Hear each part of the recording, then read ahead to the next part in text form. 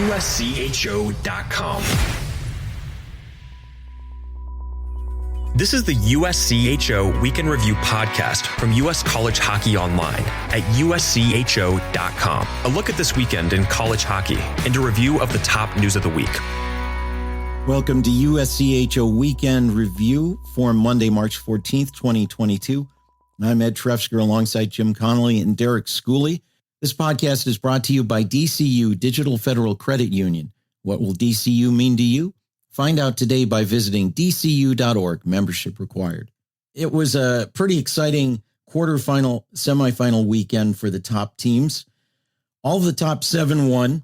Number 8 Notre Dame lost to number 2 Michigan along the way, and number 10 St. Cloud State lost to number 9 Minnesota Duluth. And even in best of 3 series, 9 of the 12 went only 2 games. But for the top 7 teams, that were already probably locks, they really solidified their position. Yeah, I was kind of off the grid on Friday. My daughter had senior night at Gilmore Academy, and I flip on the scores, and I was like, oh my gosh, there aren't many upsets. Look at all the top teams going to town, and there was not one that you were like, huh, that's surprising. I mean, were you surprised that some games went to 3 games? Are you surprised at Cornell? Are you surprised at some of the results in Atlantic hockey? Yes, but I think everybody held serve. And we talk about parity, and we talk about all of this, of what has gone on in college hockey, and anybody can beat anybody on a given night. But hats off to the best teams. They came to play, and they didn't let any doubt that they were going to continue to move on in their conference tournaments. Nothing shocking. Even Minnesota Duluth knocking off St. Cloud State on the road. I wasn't shocked by that one. We've kind of said that was a pick'em type of matchup. And then I look at, as Derek kind of just said, we've talked about parity. I've touted Hockey East parity the whole way along. And, I said the 11 seed could win a game. I said that, an 8 could beat a 1. We had some close games in Hockey East, but in the end, all the home teams won from Wednesday's first round all the way to Saturday's quarterfinals. There wasn't a single road team that won a game, which surprised me because it did feel like a season that, the 11 team had already beaten top teams in the top 3. The 10 seed had already beaten teams in the top 4 or 5. I just thought that we would have some upsets. It didn't happen, but I think that it comes down to showing maybe sometimes that the cream does rise to the top, and that, you look at the teams that were just out of the top 4 in Hockey East, Boston University and Merrimack. Both of those teams kind of limped to the finish line. Merrimack got swept the last weekend of the regular season. Boston University goes up to Maine and loses 8-1. Both of those teams fall in the quarterfinals. Merrimack handily 7-2 to UMass Lowell, and BU a closer game to UConn. But I just look around the whole country, and it felt not that it was without upsets. I look at Bemidji State, their ability to beat Michigan Tech. That was a little bit of an upset. Maybe that might be the biggest upset of the whole weekend. I don't look at Colgate knocking off Cornell as that big of an upset, but I guess that Bemidji game over Michigan Tech was the only one that I'd classify as a air quotes upset. And that's where I was going to go with it. I think you got, especially the 1 games. I forgot that the CCHA was going 1 games. I'm looking on Friday night going, oh, here we go again. All the sites are messed up.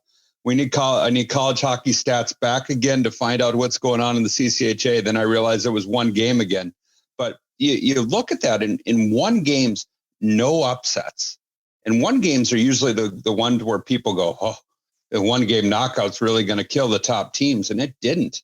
And like you said, the Bemidji, is that an upset? Yeah, it is because of how it's gone on. But if you go off of how Bemidji was supposed to be and how Bemidji has played at times this year, not a major surprise. I mean, I don't think we're talking anything. I mean, biggest surprise may be, you got Mercyhurst going into Canisius, but they had just beat them 2 weeks prior.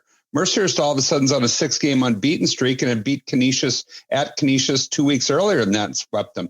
Air Force Army, that's a pick 'em no matter what. So you're really looking at all the best teams winning. And hats off to the top teams. They came to play and came to defend their seedings. Well, with all of that, especially because of the weakness of non-league schedules in the East, some teams had their seasons come to a very quick end. BU, they were the 5th seed in Hockey East. They lost to UConn, and a couple, 3 weeks ago, it looked like they might get in no matter what. But after starting out 14-1-1, just 1-3-0 in the last 4, and that dropped them out of consideration. That has to be disappointing for a BU team that looked so good for much of 2022. I kept saying sell. I kept saying it. Now you look smart. Yeah, Where were you during that 14-1-1 run? From Thanksgiving until a couple of weeks ago? I kept saying sell. No. You know what? Hats off to BU for riding the ship. And yes, did it go the wrong way at the end? I mean, it just shows you what kind of talent they had. And everybody's going to go through ups and downs of the season, but they're a good hockey team, and obviously they ran into some tough times at the wrong time. But to put themselves completely out of the mix and back into it, that's a really good coaching job by them, because when things go sideways, they can just continue to go sideways, and it's hard to turn the ship completely around, and they did. And now they're unfortunately. The ship didn't sink, but it took on water at the end. Yeah, it did. And I think that, the injuries early put them behind the 8 ball. They got kind of back in it. They'll have the bean pod to kind of rest their laurels on a little bit, and the fact that they were able to get that back. But down the stretch, it just didn't happen. But the other side of that, UConn, if you haven't seen the Twitter video of UConn's bench celebration when they scored the empty net goal the other day, go on Twitter. I think the UConn men's ice hockey account has it. Awesome celebration. The bench going crazy. Mike Cavanaugh banging the glass. That's their first win in school history since they've come to Hockey East, first postseason win. And it gets them to the TD Garden, which will be huge for their fans. I think the fan base that they'll turn out in Boston this weekend will be great. I was really happy when I got to see that celebration, just for, knowing Mike Cavanaugh for so long and get, the feeling that he must have with his coaching staff and his players. Meanwhile, Cornell was the 4th seed in the ECAC. They lost to Colgate, and I've seen Colgate this year. They're a pretty good team, got some good goaltending, but they got 2 out of 3 games in the series to advance. Cornell started out 9-1. We talked about this on other episodes. Kind of fizzled as well into the latter part of January. 5-6-2 in their last 13 games. They're done. Yeah, I saw them win on Friday. I said, hey, looks like we'll be able to wrap this one up in 2. But credit to Colgate and Donnie Vaughn and what his team is able to do. Again, not a shocker. It's a 4 versus 5 matchup. That's usually kind of a which team's going to come out and play better. But you fall behind that first game, and I think sometimes rallying for games 2 and 3 can be really tough, especially when you're on the road. But Colgate gets the job done, and Cornell just, I feel really bad for that team. Their head coach, Mike Schaefer, he had some health problems throughout the year between COVID and then some heart problems. And my thoughts are with him because he's a good guy. He's one of the guys I really enjoy listening to. He's got a good, dry sense of humor. I think that really might have hurt their team more than anything this season, because you look at kind of the way they finished and some of the struggles they had, and a lot of it correlated to the games that he missed behind the bench. Yeah, it's tough. And we saw the record that Ben Sire had as a interim coach leading up to this longer stretch. And it's tough to get up. And we talked about it earlier in the year with a interim coach, how you're going to play for the coach and play for this and play to keep the head coach happy, all that kind of stuff. But it's a tough pill to swallow here at Cornell to have, last 2 years ago canceled, not playing last year. This is a team that has had a lot of bright spots coming off their NCAA tournament run. Leading up to Buffalo. And it's shocking. It's not shocking because of the 4-5, but it's shocking because of the somewhat of a rivalry between Colgate and Cornell because of their proximity. And I would imagine that there was probably spring break going on. And there were probably some Colgate fans in the building. And good job by Donnie Vaughn to them kind of make a little turnaround this year as well. Let's take a look at the NCAA picture.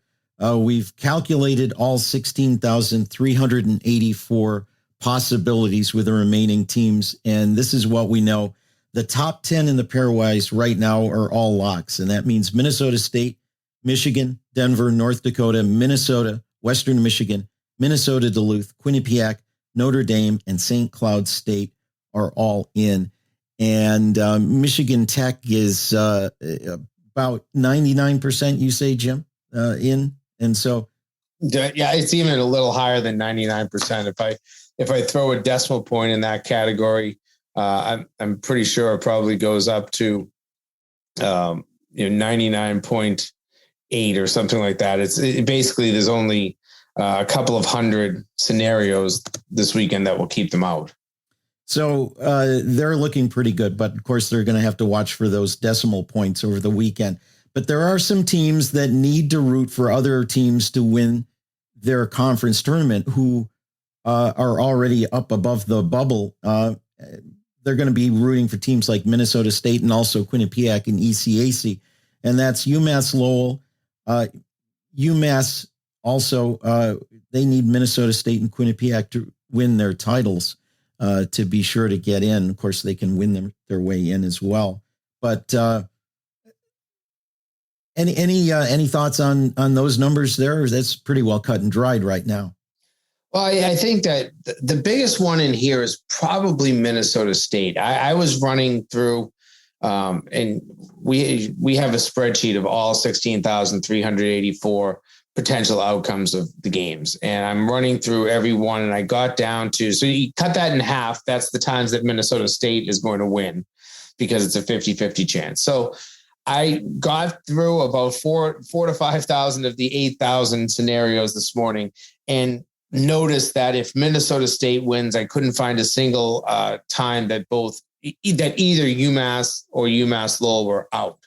So I think that despite the fact that's a Saturday game, I think that is the one game that is maybe the most pivotal game this weekend, the CCHA final between Minnesota State and Bemidji State. Bemidji State wins that game. They throw a huge monkey wrench into everything. And then there's other monkey wrenches that can be put in. You take, Colgate, Harvard, Clarkson winning the ECAC, UConn winning Hockey East.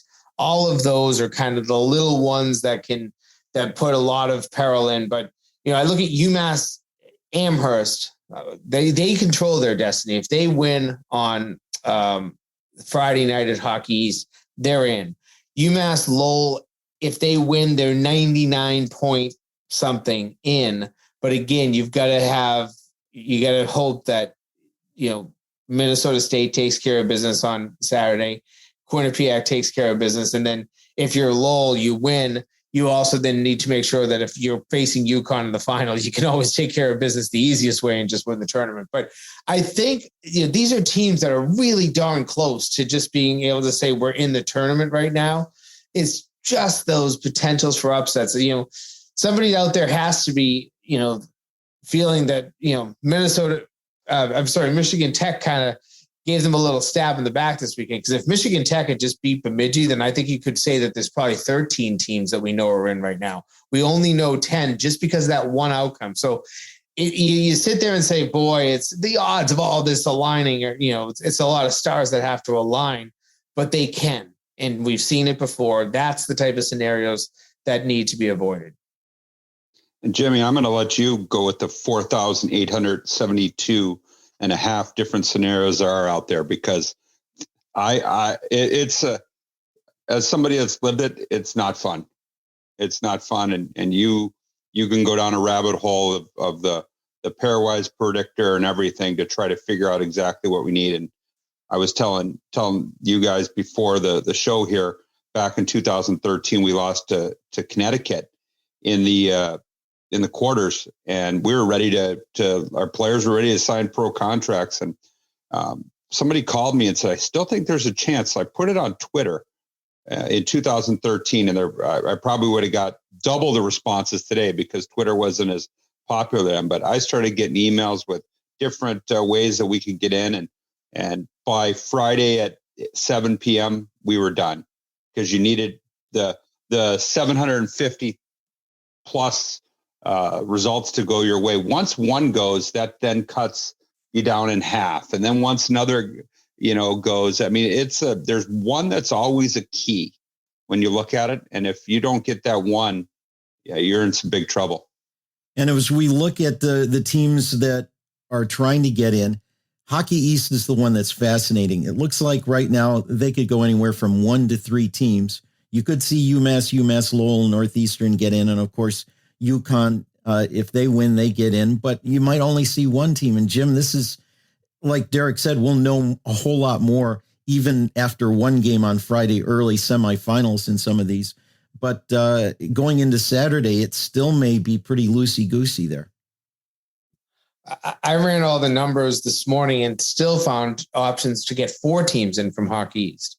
That would be if UConn wins the tournament, and then you get Quinnipiac, you get Minnesota State winning their conference tournaments. I think I had North Dakota and Michigan, and most of the times winning theirs. But there was possibilities that you could get all 4 of the Hockey East teams that are still remaining in the tournament, which I don't think that you saw that a month ago. The most likely number for Hockey East is still 3. UMass Lowell, and Northeastern are still the 3, but UMass 92% right now, UMass Lowell 85%. Northeastern, believe it or not, still only 64%. They need to take care of some business and win their game on Friday night to help themselves. The pressure that you have this weekend as a coach and players, and you're not even playing, is crazy, because you're sitting there watching games. And I know that the teams will get together who aren't playing and probably have a gathering. You can't call it probably a party, but they're probably going to sit around and they'll probably practice before, and then they'll sit around and watch games and have a few pops and hope things go in the right direction. And it's a nerve-wracking weekend if you're not playing and you're basically scoreboard watching, but you're not scoreboard watching just one game. You've got 4 or 5 different things, and then you've got all these scenarios to play out. I mean, it's I don't know how you do it sometimes with all the scenarios. Like last year, I had to deal with it with if Canisius lost, we were the Western Division champion. If they won, they were. I just went out to dinner with my wife. Now, did I end up watching the whole game on my cell phone? I thought I could do it. I thought I could get out of paying attention. Like, I'll just go out and whatever happens. But you end up watching and you can go a little bit crazy as this goes on. The team that's going to do that watching, of course, is Ohio State. They're the one team that really is still in this thing. Michigan Tech, listen, I don't think they have to do much watching. They're in 99.73% of the time. Ohio State, they're only in 9% of the time right now. And as you said, some of this can be done by Friday. You have certain teams lose early, and you'll know what your hopes are. Quinnipiac loses on Friday, and Ohio State can, start, returning equipment, taking up the ice, all of that sort of stuff. But they will be the team. They'll be the one team that they're sitting around their computers or, trying to watch a live stream, plus trying to watch, BTN and, get some, potential to watch the ESPN Plus and catch the ECAC tournament. I mean, it will be that type of tense night for Ohio State. And I know what you say. I remember Providence talking about this. Nate Lehman, when they won the national title in 2015, he said that he didn't watch on Saturday night. He knew what he had to have happen, but it was kind of a long shot and he didn't watch. His players said that they did. And I believe we had the same scenario back in 2013 with Yale. When they ended up winning the national title, they had to have a lot of things go right for them to get into the tournament on the last night. So I can't imagine not watching if your fate was in the balance. Oh, there's no way. Come on. You're looking at your phone. You're looking to see scores. I say no way, Nate. He was watching in some sort. I mean, we're not in like the 1990s where you got to call the score line to find out in Houghton, Michigan to find out the results. Come on. You're watching. You're looking at a score on your phone. No way. Yeah, and speaking of Providence, they got bumped from the NCAAs and end the season with 22 wins. We're going to see that more. We talked about this last week. We're going to see that more when you're classifying these 55% overtime wins as full wins. So I'd have to go through Providence's schedule, see how many games they won in overtime.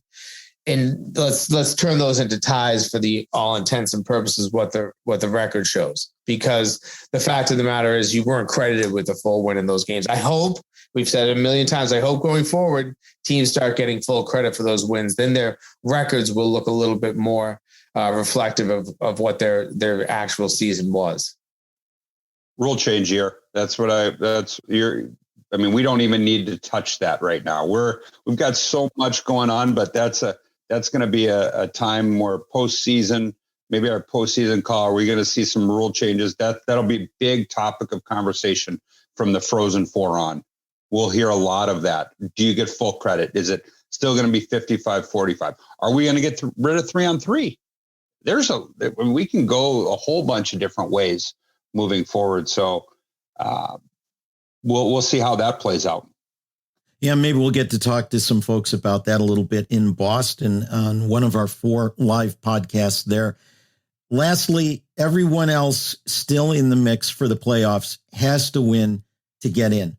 Bemidji State, who we talked about, Clarkson, Colgate, and Harvard in the ECAC, UConn in Hockey East, and then the 4 teams still in Atlantic Hockey, AIC, RIT, Air Force, and Mercyhurst, all need to win their league championships to get into the tournament.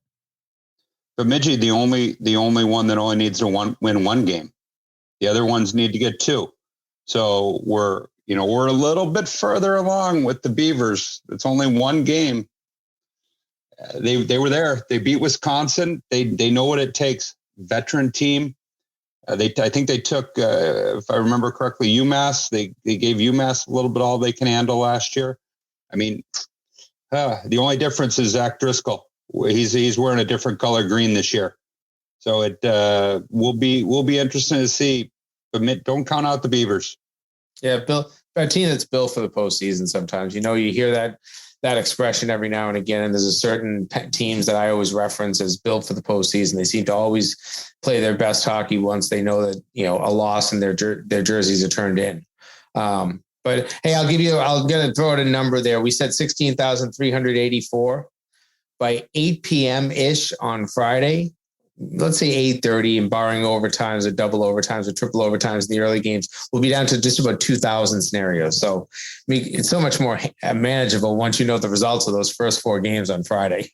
And to throw out another number, 20. Providence only had 2 overtime wins. So they had 20 wins and not in the tournament.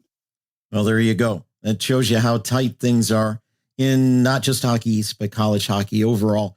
We're going to take a quick break, and when we come back, we're going to talk some Hobey Baker Award scenarios, some candidates that we really like. And this podcast episode is brought to you by DCU, Digital Federal Credit Union. Visit dcu.org. This is the USCHO Weekend Review podcast from US College Hockey Online. Sometimes it's not about wanting a new car, it's about needing one. And I needed one I could rely on. So I got an auto loan with DCU. They offer the same low rates on both new and used cars, and I was able to borrow a little extra to make a used car as good as new. My auto loan from DCU means a ride I can finally rely on, which feels like a pretty big thing. What will DCU mean to you? Insured by NCUA. Membership required. Visit dcu.org.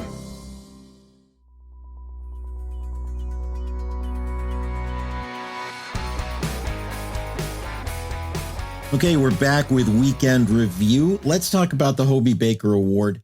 We talked in recent weeks about Bobby Brink at Denver. Who else out there is an obvious candidate? Maybe you guys want to hit up on some of those. Some schools have more than one candidate, and that may water things down for one or the other, or maybe split some of the vote. Jim? Yeah, I think that's where Minnesota State comes in here. You've got Julian Napravnik and Nathan Smith. They're both fantastic skaters. And then you also have a goaltender in Dryden McKay.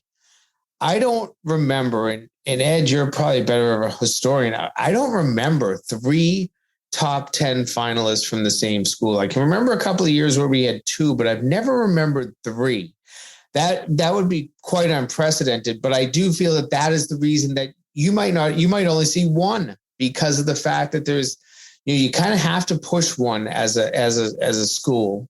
I don't know who I would say that Minnesota State is pushing right now. Maybe it's Smith because he was an Olympian. I don't know.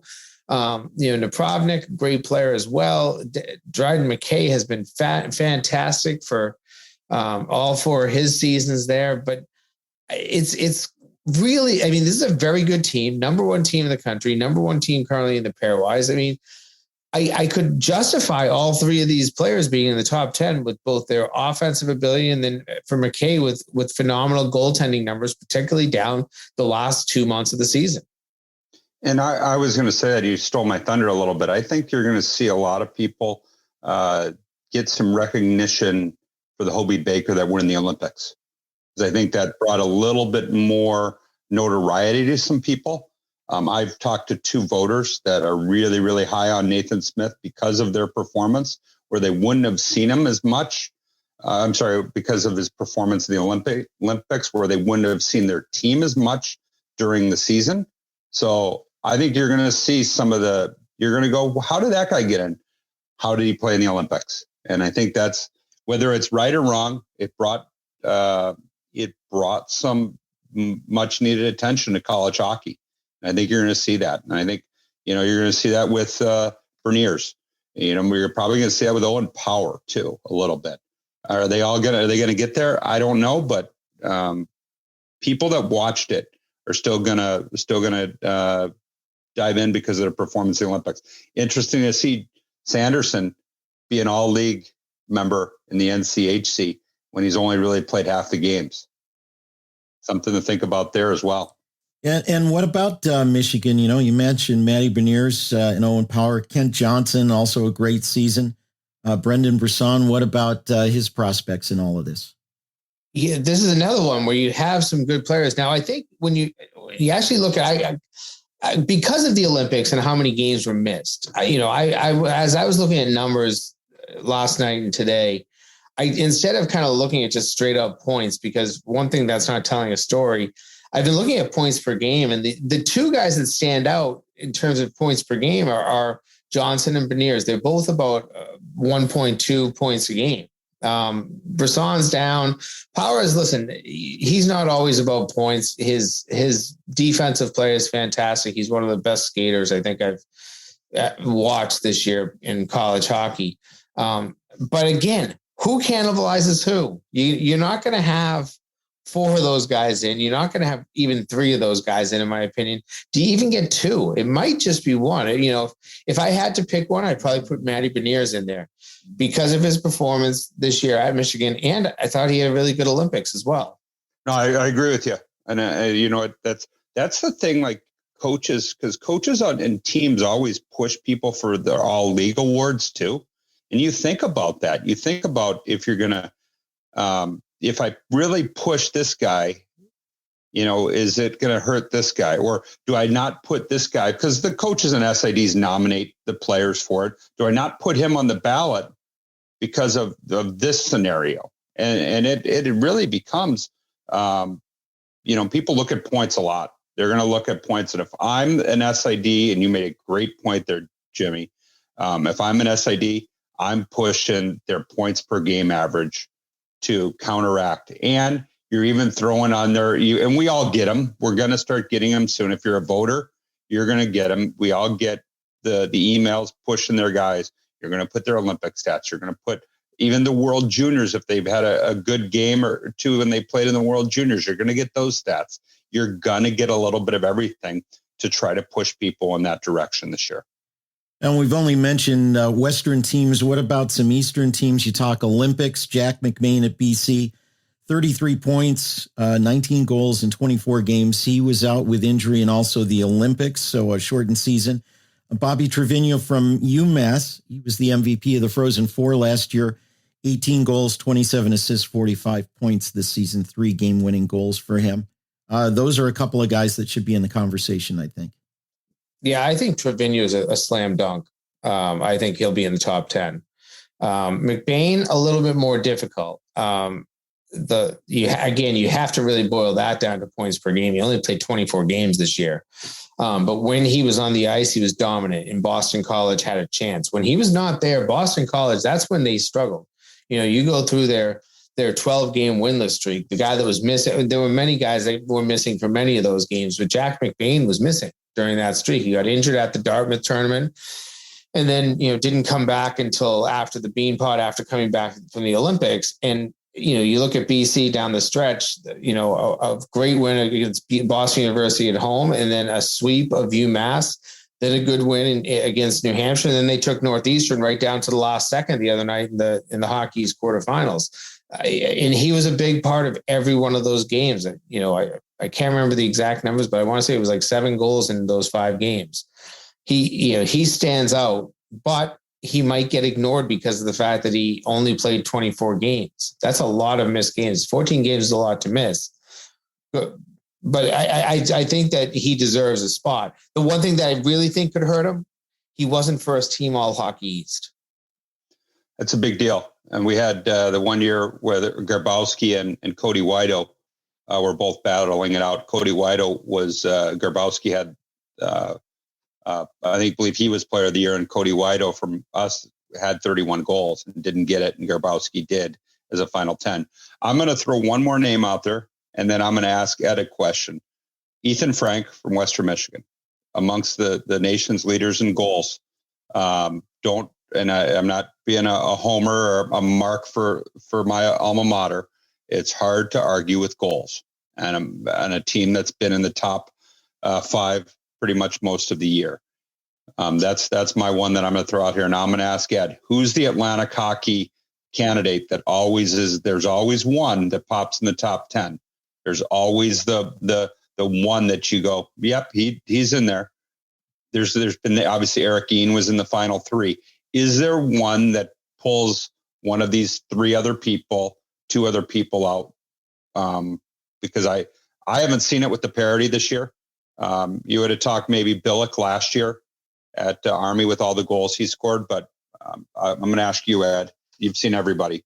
Yeah, I would have said Colin Billick, and I might throw in there Will Calverley at RIT, who's leading the league in scoring. Now we're getting homerish. Yeah, well, those are the guys that have been talked about all season long. But I don't think anybody really has separated himself in Atlantic hockey this season. We haven't really talked much about goalies for the Hobey. We did mention Dryden McKay in the conversation about Minnesota State, but Devin Levi and Yaniv Peretz at Northeastern and Quinnipiac, respectively, have had just amazing seasons, especially Peretz, like a .71 goals against or something going into the weekend. We have talked for years about having to have Ryan Miller numbers to be in the conversation. He has blown the doors off of that with his numbers this year. I'm not saying that either one or any of those 3 is going to be the Hobey Baker winner, but shouldn't a couple of those guys be among the finalists for the Hobey?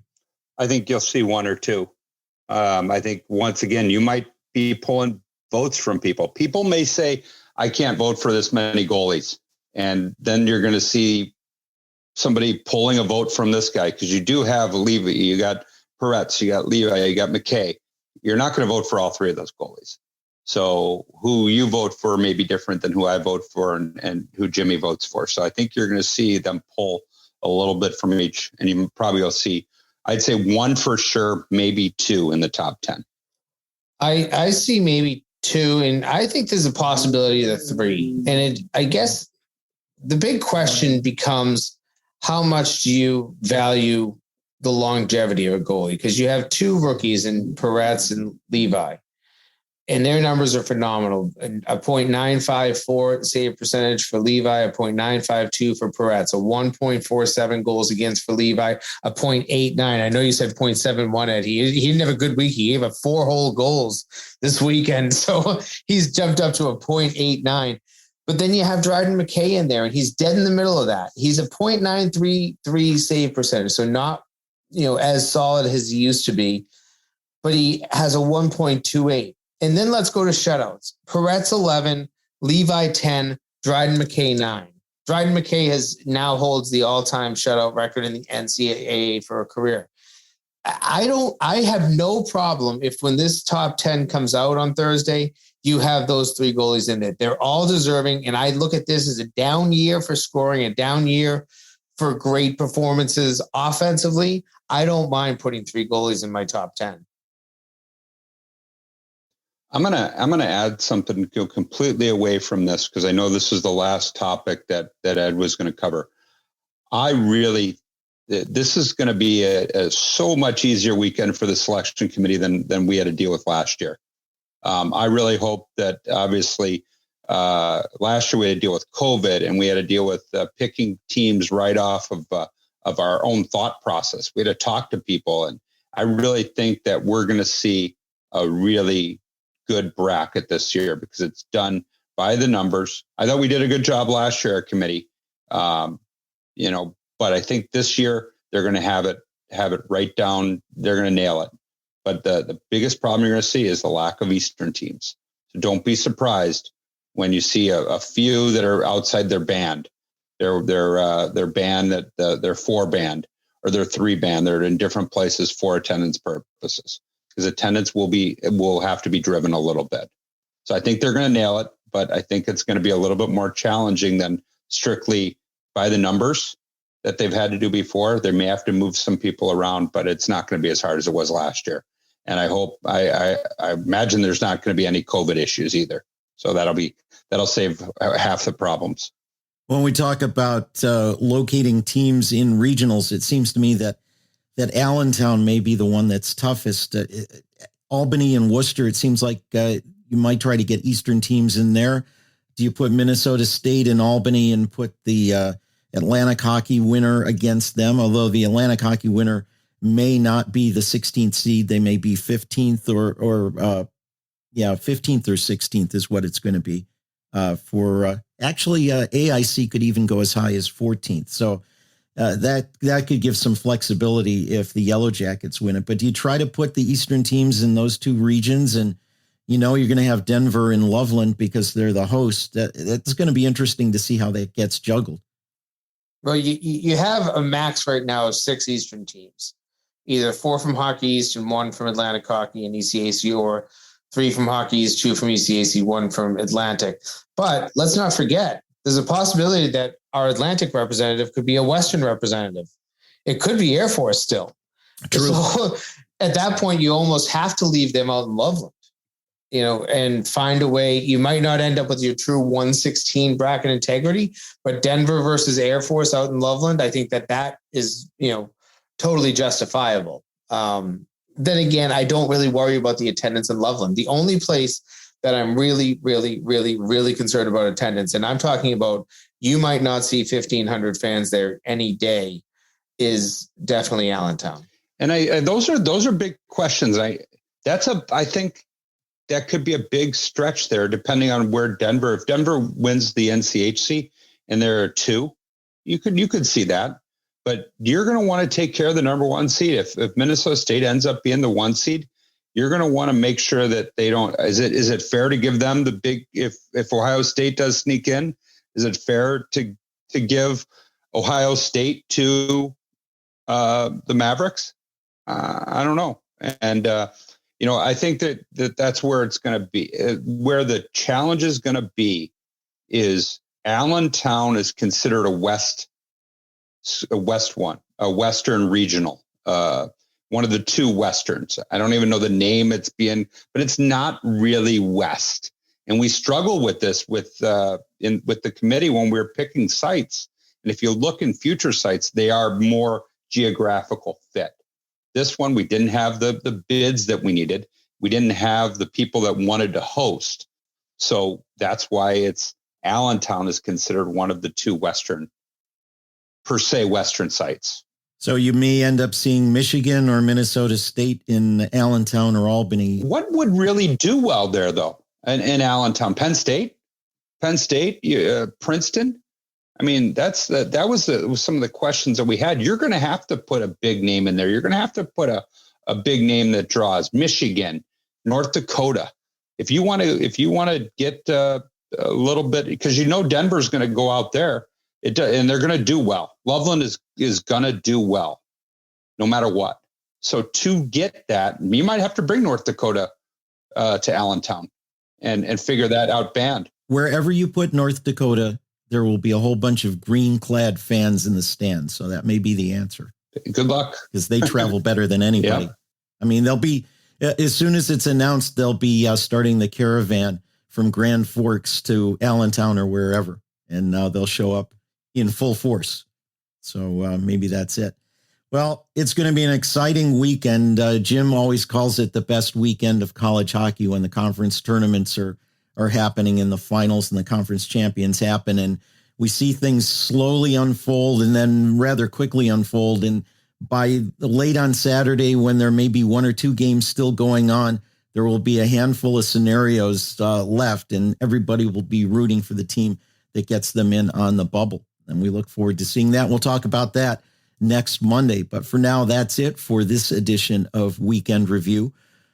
We've been sponsored by Digital Federal Credit Union. What will DCU mean to you? Find out today by visiting dcu.org. Membership required. For Jim Connelly, for Derek Schooley, I'm Ed Trefzger, and we'll catch you next time.